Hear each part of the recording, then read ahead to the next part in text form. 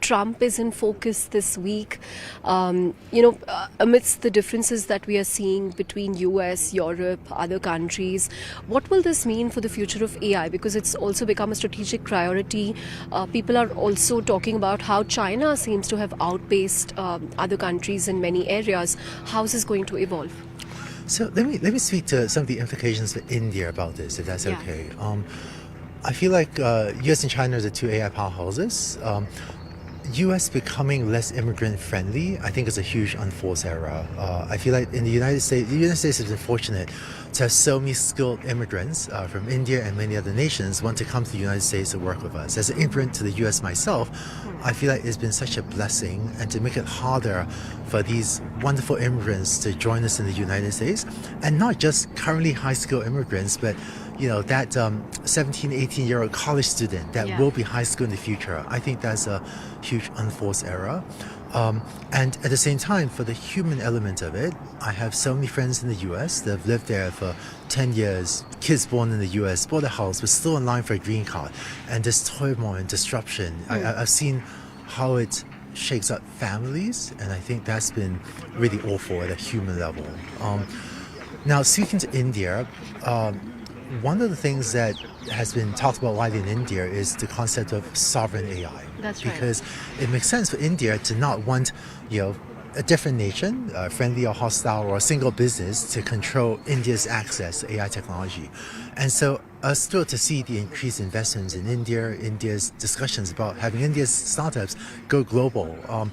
But at the same time, there's one thing I want to put up for consideration, which is India uses lots of, say, computing programming languages. It uses a Linux operating system that India doesn't own and control, but are open source. And that means that no other country or no other company can mess with India's ability to access it. So it turns out that one relatively efficient, relatively cheap way to ensure India's continued access to cutting-edge AI is not necessarily to build everything internally, although that'd be fine with enough money and resources, is to contribute to open source, because if it's open, then no one can mess with it. And in terms of geopolitics, Chinese open source models have really taken off. Chinese open source models are ahead of the US open source ones, right? Many of them are. And this gives China tremendous geopolitical influence, because when someone asks an AI model a question, if a developer, because they took a Chinese open model, because it's open, incorporated into the software, then that software would be more likely to answer the question in a way that reflects the values of the nation of origin of that model. And so whether or not India wants a world where a lot of the world is using models from China, reflecting that set of values, would be one question that I think India and many other nations are asking ourselves, especially when we decide how much to invest in open research and open models. And open models means you don't control it, but no one else, no adversary can do so either. Yeah. In fact, your views on India come just ahead of the Global AI Impact Summit that's happening next month. What do you think India should focus on apart from the open source angle that you mentioned? I think that today, this is a good time to be investing heavily in AI.